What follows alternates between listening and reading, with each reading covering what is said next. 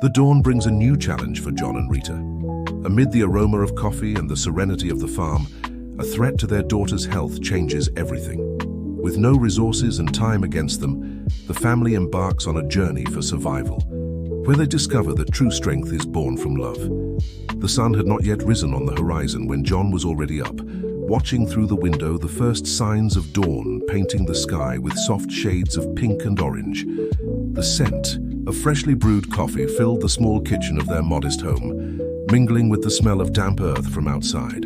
It was another day beginning on the small rural property of the Silver family, where time seemed to flow at its own pace, marked only by the crowing of roosters and the movement of the sun across the sky. John picked up his enameled coffee cup, the same one that had been with him for so many years, and sat down at the rustic wooden table he had built himself. His tired but ever watchful eyes scanned the modest kitchen until they landed on the calendar hanging on the wall. It was March 15th, a date he had circled in red, Emily's 16th birthday. A faint smile appeared on his lips as he thought of the daughter fate had placed in his arms so unexpectedly. As he sipped his coffee, John recalled that fateful night nearly 12 years ago when he found Emily. The storm had been battering the region for days, causing landslides that devastated entire communities. It was during one of the searches for survivors that he heard a faint cry coming from beneath the rubble of a house.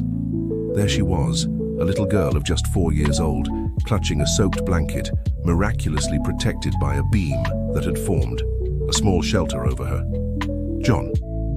The soft voice of Mrs. Rita, his wife, interrupted his memories. She entered the kitchen, still adjusting her graying hair, dressed in her usual flowered apron. "You're thinking about that night again, Aunt? You?" She knew that distant look in her husband's eyes well. "How can I not think about it, Rita? Our Emily is turning 16. It feels like just yesterday we brought her home, so tiny and scared," John replied, as his wife sat down beside him, pouring herself a cup of coffee.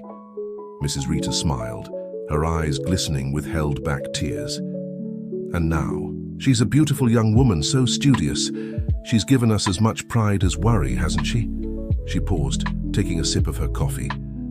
"But it was worth every moment, every sacrifice."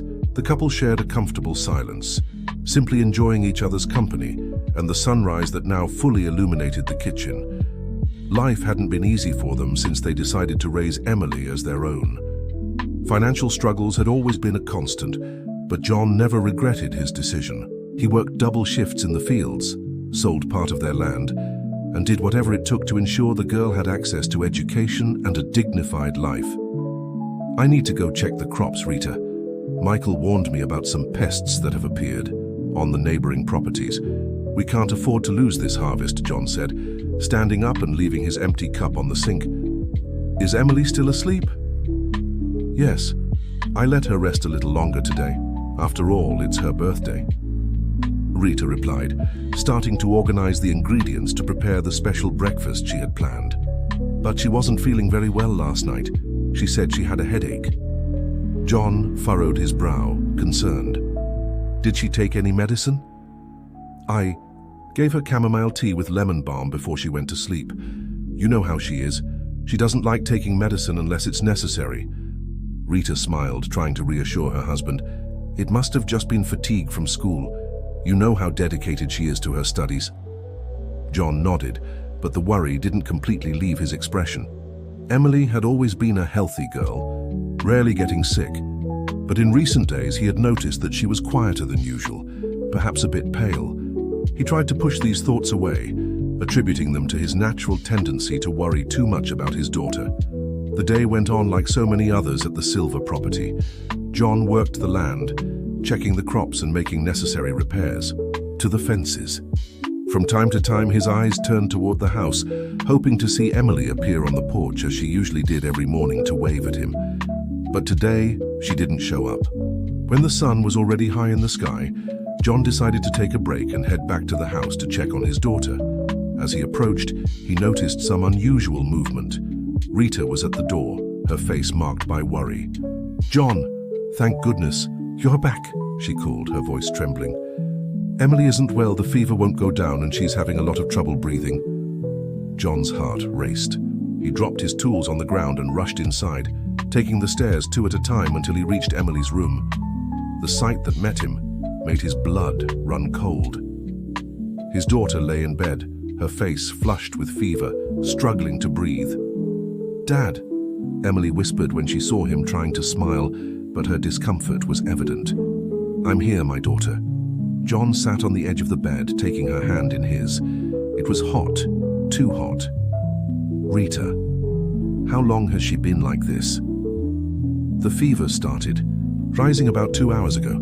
I've already given her the teas that always worked before, but this time nothing seems to help," Rita replied, twisting her apron in her hands, a gesture she always made when she was nervous. John stood up, determined. "We need to take her to the hospital. We can't wait any longer." The words hung in the air like a sentence. The nearest hospital was several hours away in the big city. They didn't have a car, and the only neighbor who owned one was traveling. Besides, there was the issue of money. The little they managed to save barely covered basic expenses and Emily's school supplies. "I'll ask Michael to borrow his cart," John declared, already heading for the door. "Rita, pack a change of clothes for Emily and prepare something for us to eat on the way. We'll need it." As he ran down the dirt road toward the neighboring property, John felt the weight of responsibility on his shoulders. Since the day he found Emily, he had promised himself that he would always protect her, that nothing bad would happen to her. Now, seeing her in that state, he felt powerless. The neighbor Michael, an elderly man who had always been supportive of the Silver family, didn't hesitate to lend his sturdiest cart. "Be careful on the road, John. The recent rains have left some stretches in bad shape." With Rita's help, John improvised a mattress in the cart, covering it with blankets to make the journey as comfortable as possible for Emily. The girl, semi-conscious due to a high fever, was carried with great care and placed on the blankets.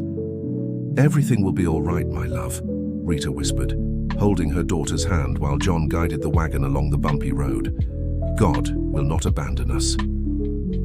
The journey was slow and exhausting.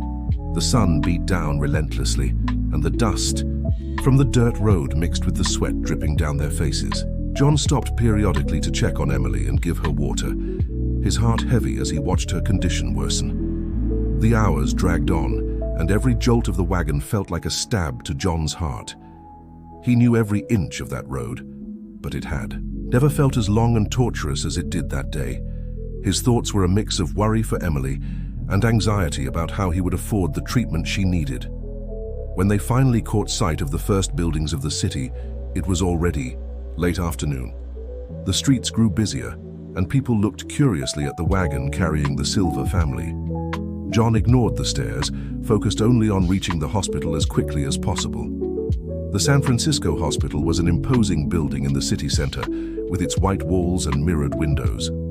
To John, accustomed to the simplicity of the countryside, the structure seemed like another world, a world that he would soon discover was not prepared to welcome simple people like them.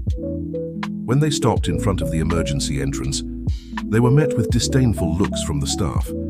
John, still covered in dust from the journey, tried to explain Emily's condition, while Rita held their daughter in her arms, pleading for help. "You need to fill out the registration form first."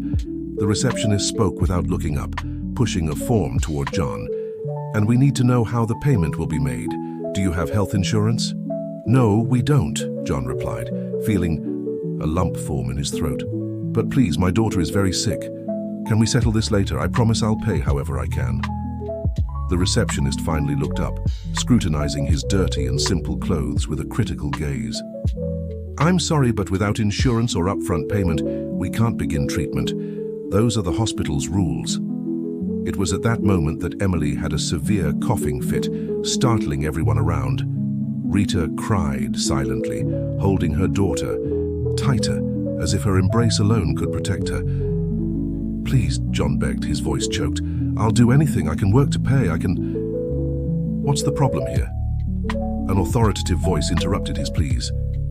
It was the hospital director, Dr. Richard Mendez, a tall and well-dressed man with an air of superiority that made John feel even smaller. The receptionist quickly explained the situation, and the director examined the family with a cold gaze. "I'm sorry, but we can't make exceptions. The hospital has costs and we can't provide care for free. I suggest you look for a public health clinic.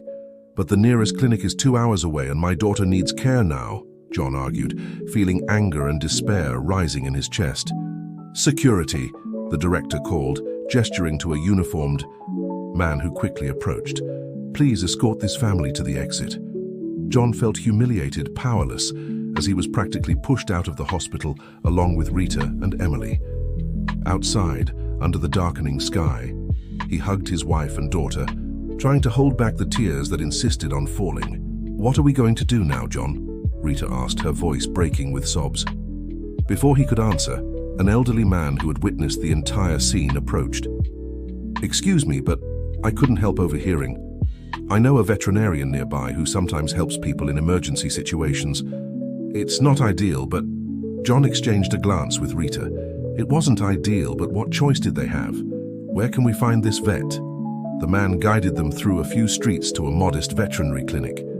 Dr. Paul, the vet, was a middle-aged man with a gentle demeanor that completely contrasted with the coldness they had encountered at the hospital. I can't do much, he explained after examining Emily, but I can give something to bring down the fever and help with her breathing. This will buy you some time, but she needs proper medical care. As he administered the medication to Emily, Dr. Paul spoke with John and Rita, listening carefully to their story. What they did to you at that hospital was inhumane, he commented, outraged. There are laws that protect the right to health care, you know? You should seek legal help. The vet's words planted a seed in John's mind. He had always been a simple man, solving his problems through hard work and honesty. But now seeing his daughter suffering because of greed and prejudice, something inside him began to change. Where can I find a lawyer who will help us? He asked Dr. Paul. The veterinarian smiled, picking up a piece of paper to jot down an address. I know someone who can help. It's a lawyers' association that works on social causes. Look for Dr. Charles Anderson early tomorrow morning. Tell him I sent you. That night, as Emily rested a bit more comfortably thanks to the medication, John and Rita talked at length about what they would do. The journey that had begun as a desperate search for medical help was about to turn into something much bigger. We can't let other families go through what we went through today, John said, his voice filled with determination. If this story interested you, don't forget to subscribe to our channel and hit like. Tell us which city you're watching from and stay tuned. The sun had barely risen when John was already up, preparing to go to the address Dr. Paul had given him. Emily had had a quieter night, thanks to the medication administered by the veterinarian, but her condition still required care. Rita would stay with her in the small room they had managed to rent in a modest boarding house near the veterinary clinic. Are you sure you want to do this, John? Rita asked, adjusting the collar of the only dress shirt her husband owned, saved for special occasions. We've never been ones to cause trouble. John held his wife's hands tenderly, but his eyes revealed an unshakable determination. We're not causing trouble, Rita. We are fighting for what is right. Our Emily could... He paused, swallowing hard. I can't let other families go through what we went through. The popular Legal Assistance Association operated in an old building downtown. John climbed the worn stairs to the third floor, his heart pounding in his chest. The dimly lit hallway led to a wooden door with a simple sign, Dr. Charles Anderson, attorney. Upon entering the office, he was greeted by a young secretary, who looked at him with genuine kindness. Good morning, sir. How can I help you?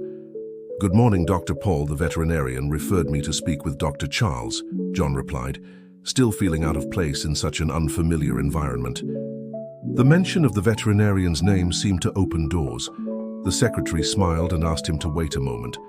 Minutes later, John was led into a small but tidy room where a middle-aged man with thick-framed glasses was waiting for him.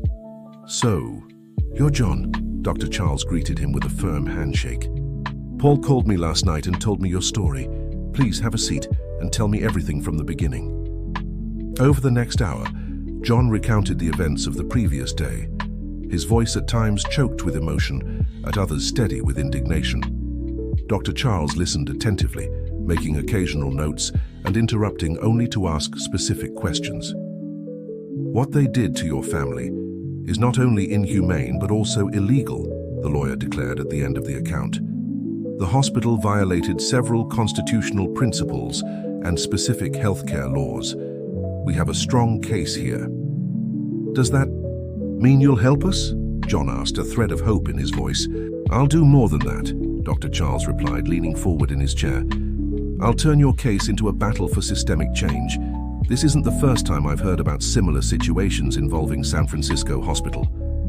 They have a history of discrimination against low-income individuals. The lawyer began explaining the next steps. They would need to gather documents, witnesses, and evidence.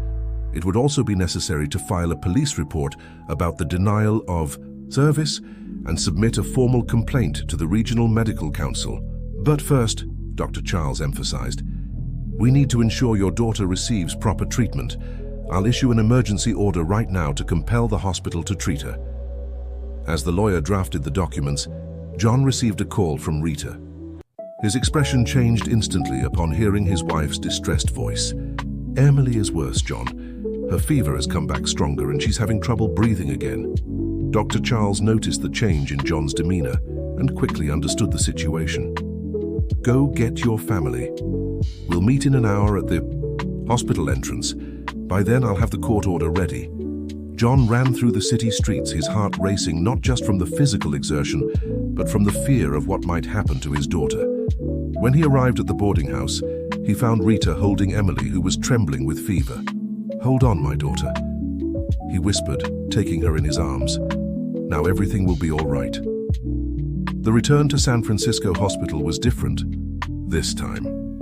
Dr. Charles was already waiting for them at the entrance, accompanied by a court officer and 2 police officers. The lawyer had also alerted the local press, and some reporters were already positioning themselves with their cameras. The hospital director, Dr. Richard Mendez, quickly appeared at the entrance, his face red with irritation upon seeing the commotion.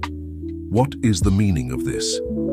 This, Dr. Charles replied, handing him a document, is a court order mandating immediate care for the patient Emily Silva, under penalty of detention for non-compliance.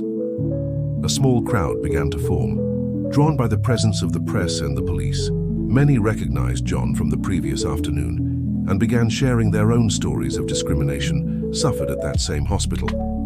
Cornered by public pressure and the court order, Dr. Richard had no choice but to authorize Emily's admission. A medical team was quickly mobilized and the girl was taken to the emergency room. This is just the beginning, Dr. Charles remarked to John as they watched Emily being treated. Your story will help expose a much larger problem. In the days that followed, the case took on unexpected proportions. The local press began investigating the hospital's history, uncovering other similar cases of discrimination. Former employees started reaching out to Dr. Charles, bringing information about questionable practices by the administration. Emily remained hospitalized, receiving the treatment she should have had from the start. Her condition was serious, a severe pneumonia that could have had devastating consequences if not treated in time. John and Rita took turns in her room, while the legal battle was just beginning. Dr. Charles managed to gather over 50 testimonies from people who had been discriminated against by the hospital in recent years. The investigation revealed a systematic pattern of denying care to low-income patients, even in emergency situations. We need to turn your pain into change, the lawyer explained during a meeting with several families who had been victims of similar situations. We're not just suing the hospital for emotional damages, we're demanding structural changes in their care policies. The story began to gain national attention. Journalists from major media outlets came to the city to cover the case. John, though, uncomfortable with all the attention, agreed to give interviews, always emphasizing that his fight wasn't just for Emily, but for all the families who could face the same situation. One afternoon, while John was in the hospital room with Emily, who was already showing signs of improvement, he received an unexpected visit. She was a nurse who had witnessed his first attempt to get care. Mr. John, she began nervously, I need to tell you something important. That day I wanted to help, but her voice faltered. There's an unofficial policy at the hospital. We're instructed to make it difficult for people without insurance or the means to pay. Those who try to help end up being punished with shift changes or even dismissal. The nurse's confession was recorded by Dr. Charles and became a key piece of evidence in the case. Other employees, encouraged by her example, also began to speak out, revealing a complex scheme of institutionalized discrimination. The movement supporting the cause grew daily. Human rights organizations and medical associations spoke out publicly, condemning the hospital's practices. Medical and nursing students organized peaceful protests in front of San Francisco Hospital, demanding changes. Amid all this mobilization, Emily continued her recovery. The girl, though weakened by her illness, showed admirable strength of spirit. She began drawing during her hours at the hospital, depicting her experience through art. "Dad," she called John one afternoon, showing him one of her drawings. "When I get better, I want to help other people who go through what we've been through. Maybe I can study law like Dr. Charles." John smiled, moved by the strength and sensitivity of his daughter. "You can be whatever you want, my daughter. What matters is that you're recovering." The fallout from the case began to affect the hospital's reputation. Several health insurance providers threatened to terminate their contracts if changes were not implemented. Companies that had partnerships with the institution started to distance themselves, fearing association with discriminatory practices. Dr. Richard Mendez, the hospital's director, initially tried to downplay the accusations, labeling Emily's case as an isolated incident. However, as more evidence emerged, his position became increasingly untenable. A meeting of the hospital's administrative board was called to discuss the crisis. Dr. Charles managed to obtain a court order that allowed community representatives, including John, to participate in the meeting. It was during this meeting that a surprising revelation came to light. One of the hospital's longest-serving board members, Dr. Anthony Ferreira, asked to speak and shared a story no one expected. 40 years ago, he began, his voice heavy with emotion. "I was a poor boy from the countryside, the son of farmers. I fell seriously ill and, just like Emily, needed urgent care. A hospital in the capital refused to treat me, but a doctor, defying the administration's orders, decided to help me anyway. That doctor saved my life and inspired me to pursue a career in medicine." The silence that followed was heavy, laden with meaning. Dr. Anthony continued, "That's why I can no longer remain silent about what's happening in our hospital. We've become exactly what I fought against throughout my entire career." His statement had a profound impact on the other board members. In the weeks that followed, a series of changes began to be implemented at the hospital. A new emergency care policy was established, ensuring that no patient would be turned away due to financial issues. The legal proceedings continued, but now with a new tone. Instead of solely seeking punishment, Dr. Charles worked with the hospital to develop a social care program, which included a specific fund to assist low-income families. Emily was discharged after 3 weeks of hospitalization. As she left the hospital, she was surprised by a group of staff members who had mobilized to give her gifts and letters of support.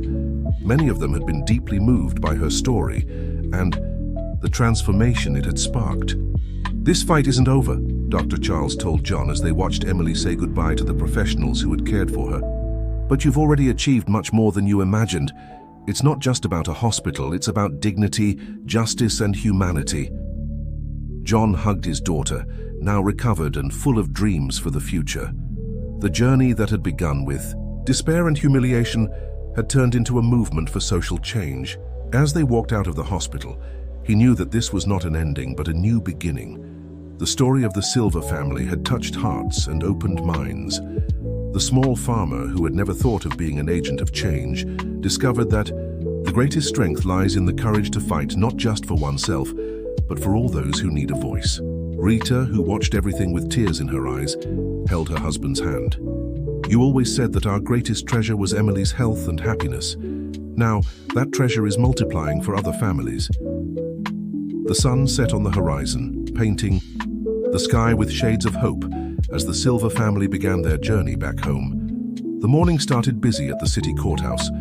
The case of the Silver family against San Francisco Hospital had become one of the most emblematic lawsuits in the region, attracting the attention of legal experts and social activists from across the country. John, wearing his best suit, borrowed from Dr. Charles, waited nervously in the hallway alongside Rita and Emily, who had fully recovered. "You've turned all of this into something much bigger than we imagined," commented a reporter who approached John. "How does it feel to be the catalyst for so much change?" John adjusted his tie, uncomfortable with the spotlight. "I did nothing more than any father would do for his daughter," he replied simply, "and for all the other daughters and sons who might need help one day." The courtroom was packed. Dr. Charles had gathered an impressive set of evidence and witnesses. Among them was Helen Sanders, a former employee of the hospital's administrative department, who carried with her a folder full of documents. "Your Honor," Helen began, her voice trembling slightly, I worked at the hospital for 15 years when I discovered something disturbing." She opened the folder and began to carefully remove neatly organized sheets. These documents show a systematic pattern of misallocation of funds intended for social programs. A murmur spread through the room. The hospital's lawyer immediately stood up to protest, but the judge allowed Helen to continue her testimony. The documents revealed a complex scheme that went far beyond simple discrimination against needy patients. The hospital received public funds intended for social care, Helen continued, but a large portion of that money was redirected for other purposes. False records were created for services that never happened, while people truly in need were turned away. Dr. Richard Mendez, the hospital director, who until then had maintained a haughty demeanor, began to show signs of nervousness. His fingers tapped incessantly on the table, while beads of sweat began to form on his forehead. The next revelation came from an unexpected place. An elderly lady, waiting for her turn to testify, recognized Dr. Richard and began to cry profusely. Dr. Charles, sensing something important, requested permission to call her to testify earlier. "Mrs. Josephine," he began gently, "do you know Dr. Richard?" The lady wiped her tears with an embroidered handkerchief. "Yes, I knew him. Many years ago, when he was just a poor boy, the son of farmers like Mr. John." She paused, looking directly at the hospital director. "My husband and I took him in at our farm when he ran away from home. We gave him work, food, and a chance to study." The silence in the room was palpable. Dr. Richard had visibly paled. John looked at the hospital director with an expression of surprise and growing understanding. "Richard always said he wanted to be a doctor to help poor people like he had been," continued Mrs. Josephine, "that he would never forget his roots and what it was like to need help and have no one to turn to." Dr. Richard stood up abruptly. "Your Honor, I request permission to make a statement." His voice, usually firm and authoritative, now sounded broken. "What Mrs. Josephine says is true," he began. "I was born into a very poor family. I managed to study medicine thanks to the help of people like her and her husband. But at some point along the way," he paused, running his hands over his face. "At some point, I forgot who I was. I let the system turn me into exactly what I was supposed to fight against." Dr. Richard's confession opened the door to a series of other revelations. Hospital staff began to speak out, bringing to light years of questionable practices and ethically dubious decisions. The case was becoming a milestone in the fight for a fairer and more humane healthcare system. Emily, who was watching everything intently, picked up her sketchbook and began to outline the scene unfolding before her. Her strokes captured not only the expressions of those present, but also the emotional intensity of the moment. "What are you drawing, dear?" asked Rita, curious. "I'm drawing the transformation, Mom," replied Emily, without taking her eyes off the paper. "Look how Dr. Richard's face has changed. He's no longer that cold man who kicked us out of the hospital. Now he seems human." The judge, after hearing all the testimonies and reviewing the evidence presented, proposed something unprecedented. Instead of simply condemning the hospital to pay compensation, he suggested the creation of a comprehensive restructuring program. "This case has shown us that the problem is much deeper than we initially imagined," declared the magistrate. "It's not enough to punish those responsible. We need to create mechanisms to ensure situations like this do not happen again." Dr. Charles, recognizing the historic opportunity, presented a proposal developed in collaboration with various public health experts. The plan included the creation of a community board with oversight power over the hospital's policies, the implementation of training programs in humanizing care, and the allocation of a fixed percentage of the budget for social services. Additionally, the lawyer added, I propose that Mr. John Silver be invited to join this board. His experience and integrity would be crucial to ensuring that the changes actually take place. John, surprised by the suggestion, looked at Rita and Emily for support. His daughter smiled and nodded enthusiastically. You always taught me that we should help others, Dad, said Emily. Now you can do it on an even bigger scale. During a break in the hearing, a group of resident doctors from the hospital approached John in the hallway. They had formed a collective dedicated to promoting changes in the hospital's institutional culture. Your courage in standing up to the system inspired us, said a young doctor. Many of us chose medicine out of idealism, out of a desire to help people, but we ended up getting lost in protocols and institutional pressures. Your case reminded us why we chose this profession. The movement for change began to spread to other hospitals in the region.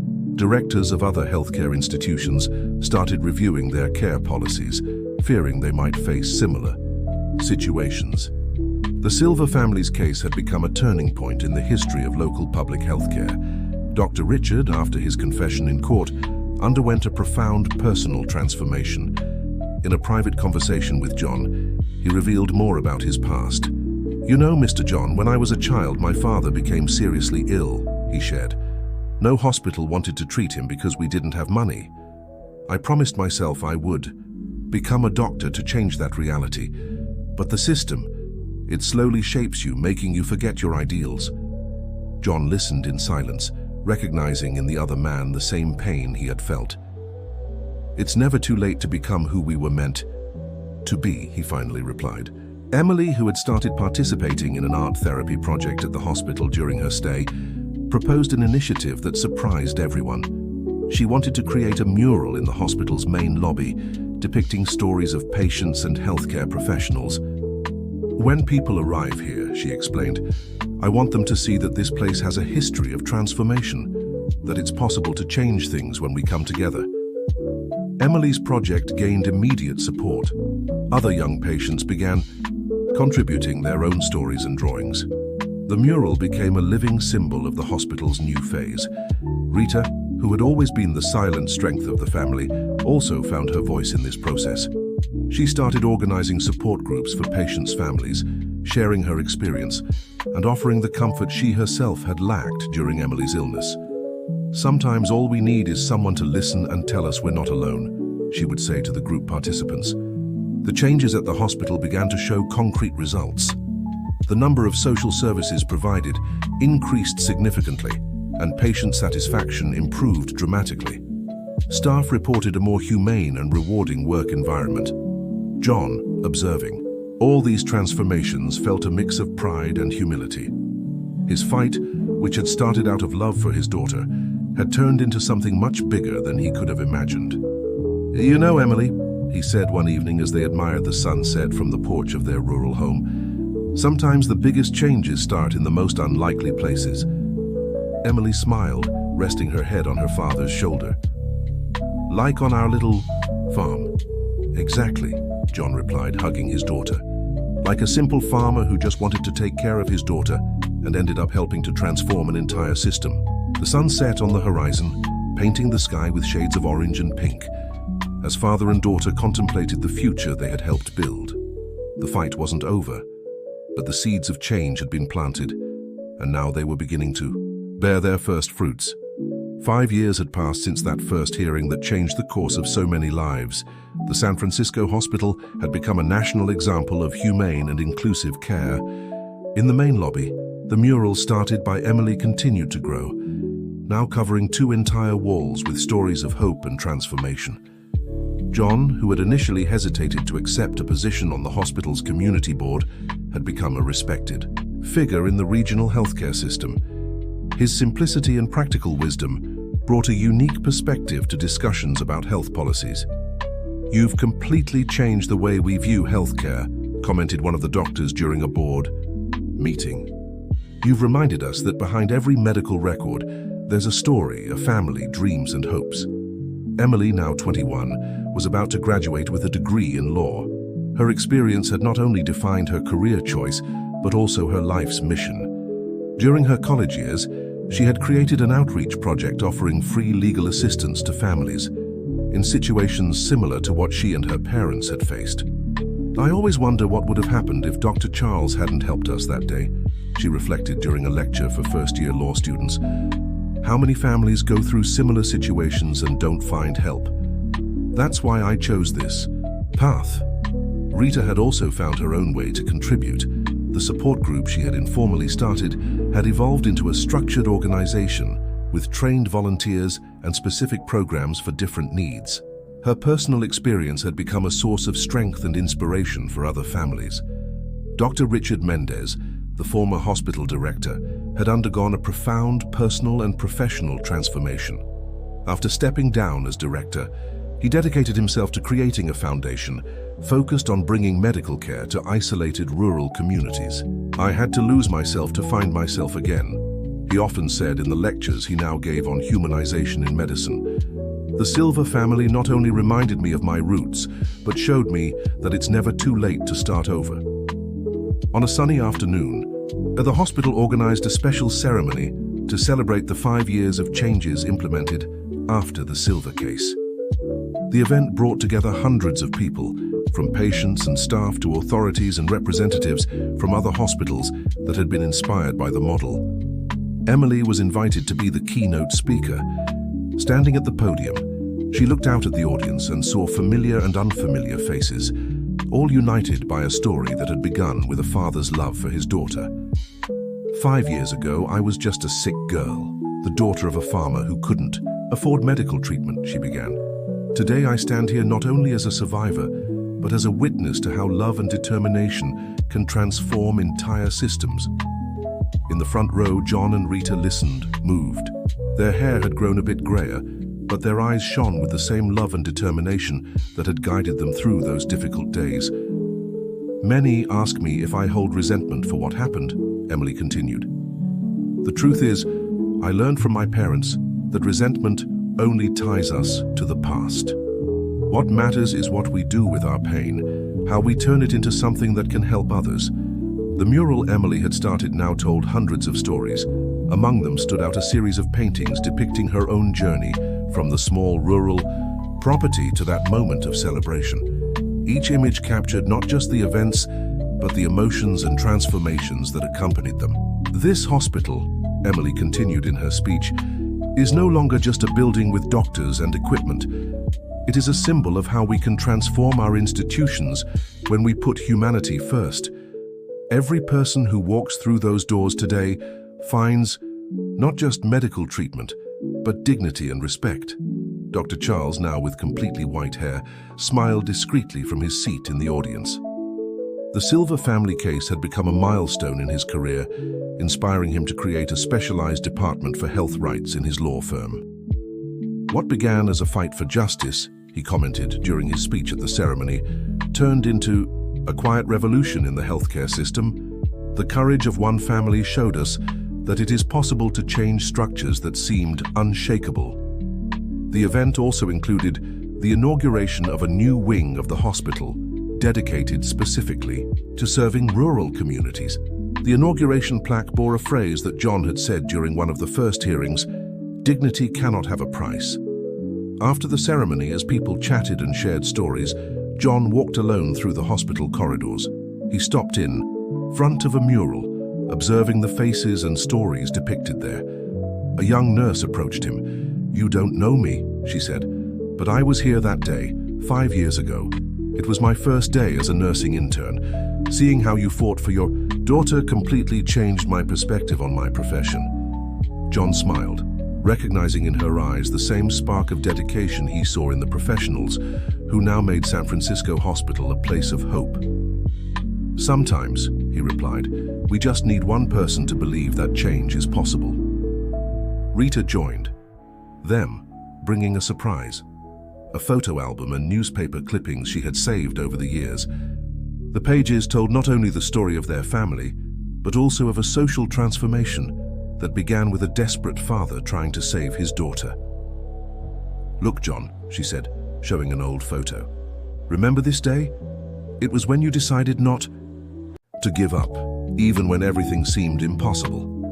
Emily approached the group, now accompanied by a small group of law students who were part of her outreach project. She had not only become a promising lawyer, but also a mentor to young people who, like her, believed that the law could be an instrument of social transformation.